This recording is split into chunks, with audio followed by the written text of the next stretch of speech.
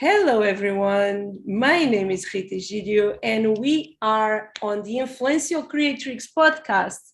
And it's really early for me in Sunday, but I don't know where you are, what you want to start by telling us. I always ask my guests to present themselves because nobody tells your story better than yourself. So, my dear, please take the microphone and tell us a little bit more about you. Okay, I hope you can hear me right. Yes. I'm from Finland. I'm Miia Karhu, and I'm basically a military mom, meaning that I'm the mom in the military, not like my kids are in the military. And that's what I've been doing most of my life. I'm my soul is an artist soul, so in a way, it's really weird that I would find my way into a job and a career that pretty much tells me what I'm supposed to do instead of having the freedom of expressing myself. But somehow it's worked all these years. And that's the way I'm a small, I'm a very short person.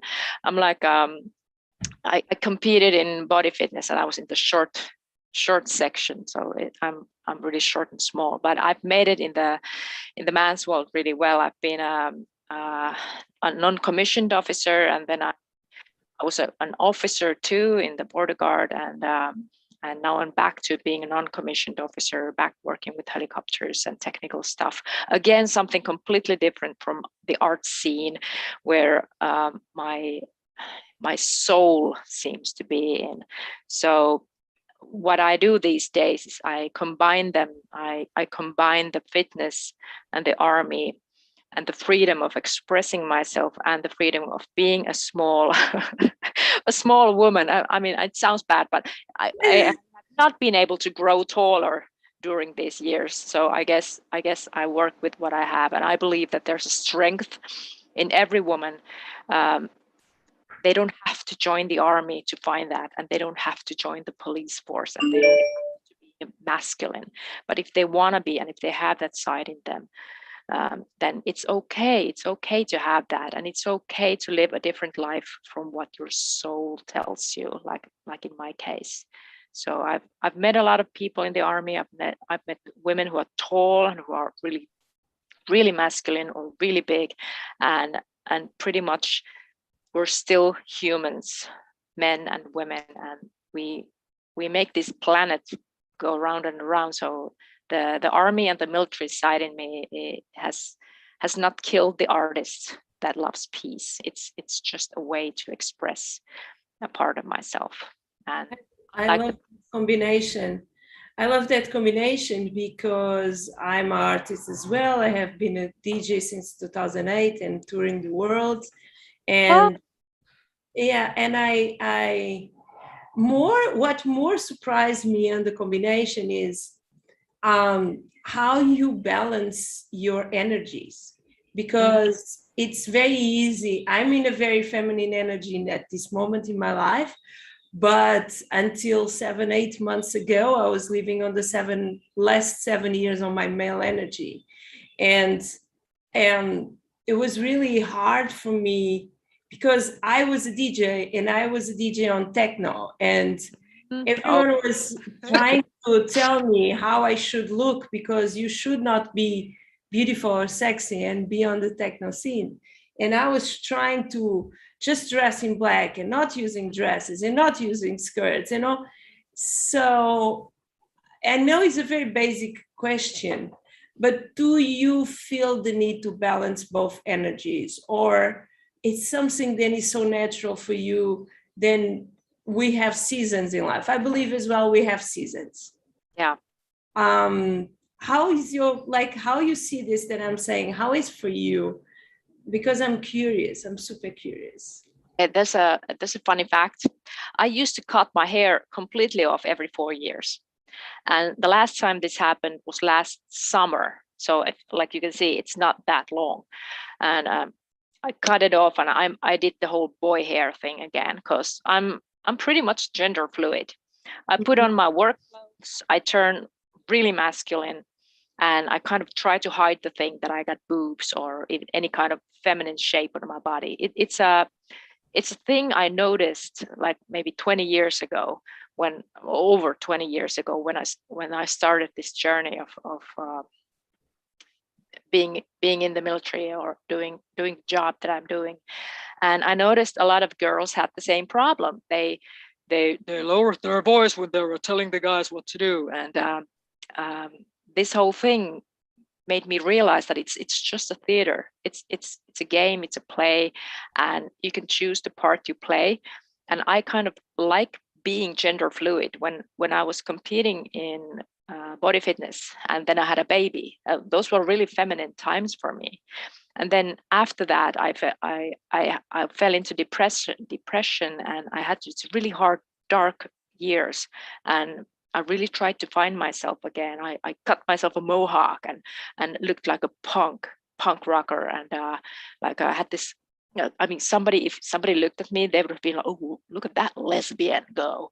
And I was like having a wonderful family life with an alpha male and a son and all that. But like you said about the energies, yeah, there's a balancing act every day. Like I'm so gender fluid, I can choose moments in the day where I kind of shift, and I choose my side, whether it's masculine or feminine. And it's really easy because I don't hate myself for it anymore. It's natural, it's a part of me. Oh, but was a struggle before, because for me it was a struggle. For me, it was a struggle. I was the same person who did Playboy cover, and the same person who had a bunch of kids, boys, teenagers. It's not a military, but they need a strong. But at the same time, that did unbalance me, because I'm a Sagittarian. So for me, it's no gray space, or it's all black or it's all white, and another thing that I feel very connected with balancing energies is focusing family, or focusing career, or focusing. We believe then, oh no, I need to focus in everything at the same time with the same balance, and that do not exist like that. So someone said one time, and I was listening to a podcast, life is made in seasons. You have moments, then you focus a lot in your work, and your work is your joy. You have other seasons, then you focus a lot on your family, and your family is your joy. At least how I see it. You beat yourself up a lot because of that? Yeah. And because I was not a really tall person, so I had that on me as well. Because I had guys who could bench press a lot more and deadlift, and of course I can't do the same. I'm not 2 meters tall. I don't weigh 100 kilograms. So for some reason, I hated myself for being born small.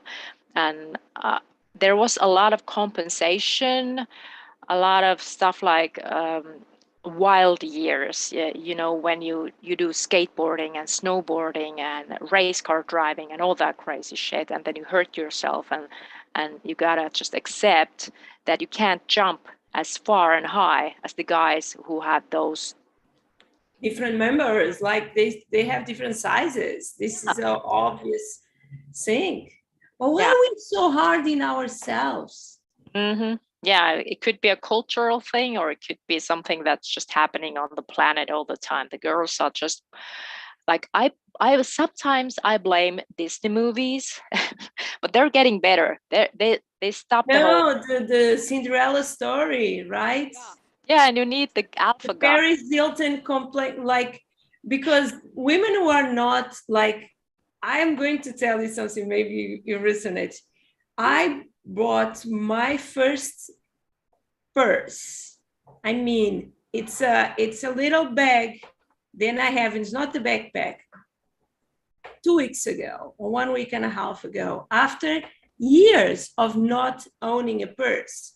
And I remember specifically, I was being a volunteer in an event, like a social event where like a Tony Robbins kind of event.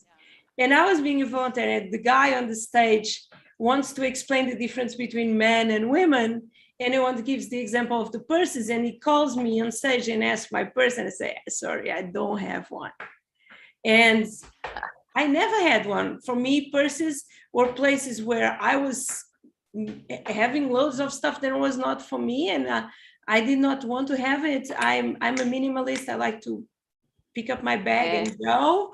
And I don't know. Did you have a purse? Do you use a purse? I found that today now I have one purse, and it's like made on, like it fits every kind of style that you can dress.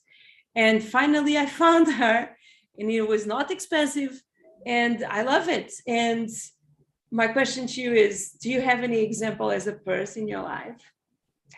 Well, let's say that I looked like a small boy for the first 20 years of my life. Me too. I look like a small boy.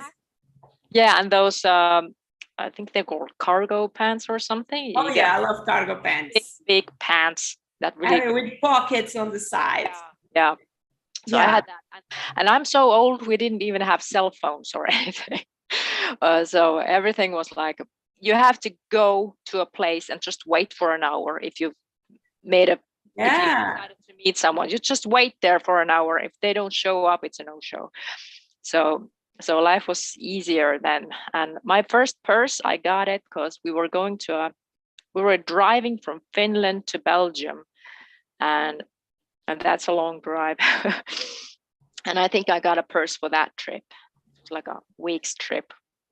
Just nice. Belgium. let me focus in what you do, because I can be talking with you for hours, but this is a place to tell your story. So what kind of coaching, mentorship, guidance do you have now in what you do? Well, it's mostly for women, but I also know that there are men who want to become women, and then there are women who want to become more masculine. So it's body focused. It's not purely fitness training. It has a twist of rehab to it, because I've noticed that I've bought a bunch of courses and had several different PTs, but they couldn't do the rehab. They could train me to shit. They could train me so badly and so well that I would break myself and I would burn out. Like last year was my last PT. I'm never getting one anymore. 6 weeks, he just trained me, because I told him I want a masculine body. Well, yeah, but we didn't take any breaks. So he completely destroyed what I had. Yes. And then from that, I learned that I need to learn to do rehab on myself better than what I've done before, because I'm a massage therapist also. So I know how to take care of myself. But then I got into movement and performance therapy, and that's where I got my specialist certificate. And now I understand even better how these little joints that I have need to be mobile so that I can lift more safely. And that's what I teach other women or people who identify as women, or women who want to become more masculine, so that they, like, if you're taking testosterone and you're really growing fast, but you're still originally a woman, you will break yourself if you don't know what you're doing. So there's a rehab. I feel so amazed, because I'm a curious person. The way that I approach the world is always on the no judgment, just curiosity. I lived all over the world, and I live in Mexico now, and I have a genuine satisfaction in observing people with certain types of journey. I have an amazing, insane respect for any person who feels then they want to change their body because their body don't represent who they are when they are born. How do you put it? I don't even know. How is your why connected with your journey? What is your why? What like did told you, no, now it's time for me to do what other people are doing wrong? I guess you could say that my why is I want to help people take point in their life. Now that's a military term of Point, taking. what is, yeah, what is focus? Yeah, you're the first one going in. You're the first one checking everything. So you're taking point in your life, not that you're sending other people ahead to check if it's okay to live like this. Because that's like when you're asking other people to accept you before you can accept yourself. And I had my own issues with that, and I've seen other people have their issues, and that's a dangerous area to move around in. So I had friends who wanted to commit suicide, and I have a friend who went all the way through that, and that's a really depressing way to end your life, because you're not enough for everybody else, so you're not enough for yourself. And that's an area where I don't want to move around. I want to be in the take points in your life area, and that's why I focus on the physical side, and that's why I focus on loving the body they're in. Even if you're missing a leg, you can still love your body, you can still move it around, and you can still choose the thoughts that create the feelings that then make up your body as a whole. So my why is about thoughts, because you take point in your life, and then the journey is very physical that people go through with me. No, I'm scared. when I always think I love to work out, but let's say like this, I never work out. And when I decided to do it 4 or 5 years ago, I'm 41 now. And I have 5 kids. I don't want to have the excuse of, oh, you look great for 41 and 5 kids. I don't want to have that excuse. And I'm that lucky ones would put something on their heads, they go for it. But I had some people that I found on the way, PTs as well, then killed me on the first 2 sessions. Okay. And that is so easy to do, because if you are a high achiever, you go for it. You kill yourself in the first 2 sessions. You have no stamina, no energy to keep and building. What kind of offers do you have at this moment? Do you just have in-person offers? Do you have online offers? Tell us a little bit more about your offers and how you structure your business. Well, right now we're starting an 8-week Army Prep boot camp on Monday. It's really full.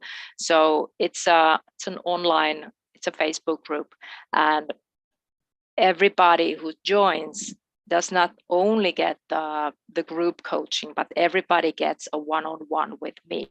And it's 8 weeks, because I tried to squeeze it into 5 or 6 weeks, but I noticed that there's so much about the female body that would not be good to just run through in 6 weeks or so much, or stuff like that, because I have that rehab twist in there. I want every client to feel that they are being served with that bit that they need in their life. For someone, it might be that they can't sleep well. For someone, it might be that they get hurt when they go running. Somebody might not even be able to go for long walks because they are obese or tired. So that's what I'm doing right now. And the next course I will direct my focus and energy towards PTs, because personal trainers who have not gone through the military but have clients who let's say they're women who want to get into leadership positions in the military or the police, or just get through the fitness tests and really create a dream job or a dream career. I will, because I started in the military in 1998, mm-hmm. and I'm still there. So I pretty much know how to go through a 12-month period to prep for something, or how to go through a 6-month period, or even shorter bits. So a mentoring program, my virtual military Virmil mentoring program, is something that I will be doing next. And then by the end of the year, I'll do another one of these 8-week boot camps. Because I have a day job. I gotta stay and do my day job. So I'm How doing much this. do you work? Because I see your passion on this project. Is your dream to quit your day job and just focus on this? Eventually, yeah, because the work I do now in the military, I can only do it in Finland. But Finland is pretty cold. I like warm. So if I were to move out and take my family somewhere south, I can't just stay in the job I have right now. So I gotta build a career out online, and that's my dream. Because when I'm online and my clients are there, I can serve them better than just at certain hours of the week. Mm-hmm. Nice. What is the future for you as a coach, as an online coach? What is the future? That really is something I've been thinking about, and I can feel. yeah, we'll see. Because I'm keeping the doors of my brain open. Because if I start to feel that like there's more of a calling for me for like FTMs, like female to masculine, like people who want to change their body image from a female to a male, then that's something that is not really easy. Because I'm going back to the rehab side here. Like when you're taking testosterone and when you're changing your body, or you want to be more feminine or more masculine or whatever, you can't just, well, you can, but you shouldn't just turn your whole life to a masculine side and just start working out like a man and start eating like a man and beef up. Because your digestive system and your brain and your muscles, your joints can't handle all that. So the future might be that I'm even gonna move Narrow down. military, move away from the leadership and move more and more and more into the rehab area of people who are I cannot imagine how beautiful is to take someone who feels then they want to have a different body through that journey, because not just the physical part, the emotional part. I'm saying because I have friends for both situations, or born a man who changed for woman, or are women but want to have a male body. And like I said to you, I never did observe with detail because we are friends, but we are not friends of every day. And I don't live in Portugal anymore. And this was specific in Portugal. How is your emotional side to support? How do you emotionally support yourself, because you have emotions, and support the journey of someone on this journey? What is your secret? What is your superpower? Now people are going to find out my secret. Okay. You can give me a different one if you feel more comfortable. Everybody close your eyes. I'm also studying traditional Finnish bone setting. Now that might not say a lot, but it's close to massage, but you actually really help with the joints and pains, and one session takes up about 2 hours, and you always go through the whole body.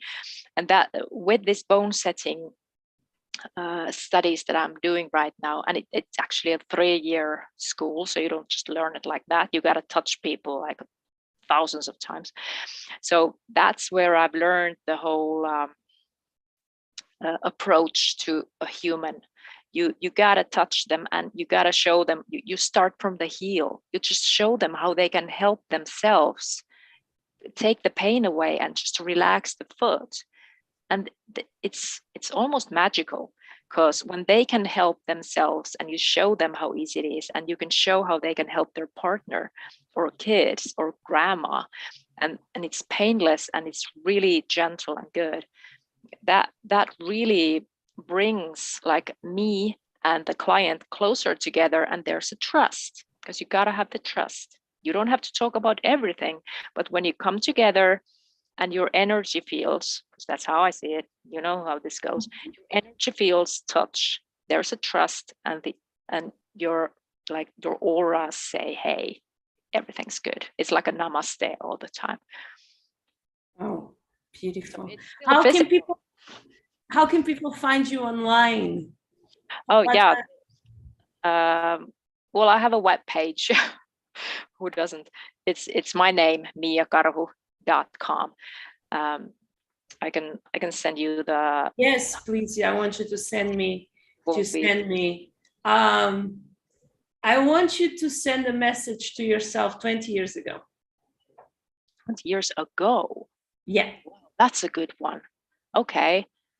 Hey, Miia, don't worry how it goes. There's going to be ups and downs. There's going to be a lot of crying. There's going to be a lot of pain. And then there's going to be those couple of times when you really, really want to quit. But then remember, because before you wanted to quit, you shot up a rocket of desire. And that rocket, it blew up and the universe said yes. So because the universe said yes, it doesn't matter if you say, okay, I'm too tired, I can't do this. When you give up, the universe notices that you stopped resisting, and that's when it will hit you in the face and help you. So don't worry, Miia. Those times when you feel bad are actually good for you, because then you release the resistance. Beautiful.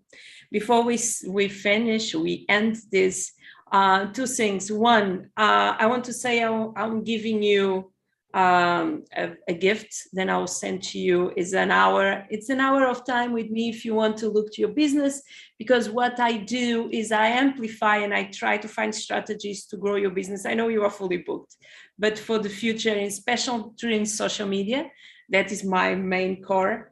The second thing then I want to say to you is send a message to someone who's listening to us now and can be your perfect client. And then I left you free. Okay, a short message. Don't worry, babe. You got your dreams, and your dreams will set you free. And being afraid is good, because the fear tells you that it's important.